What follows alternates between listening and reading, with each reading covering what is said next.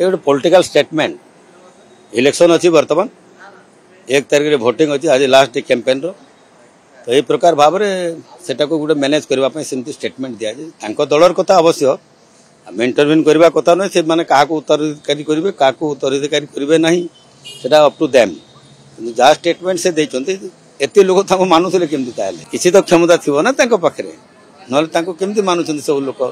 MLA मानुंट मंत्री मानुंट subordinates मान जो मैंने अच्छा समस्ते मानुंट पार्टी कैडर्स मानुंट तो एंटायर एडमिनिस्ट्रेशन भी से सहित थे मानुले यही सब दृष्टि देखा लोके कैलकुलेशन करुले इज द नेक्स्ट हो पारती बोली जो कैलकुलेशन करते आज नवीन बाबू गोटे क्लीयर पिक्चर लोक देते पॉलिटिकल स्टेटमेंट ना कौन इलेक्शन पर जना पड़ो नवीन बाबू ही सब किसी किंतु से जो स्टेटमेंट दौरान बर्तमान it is a political statement.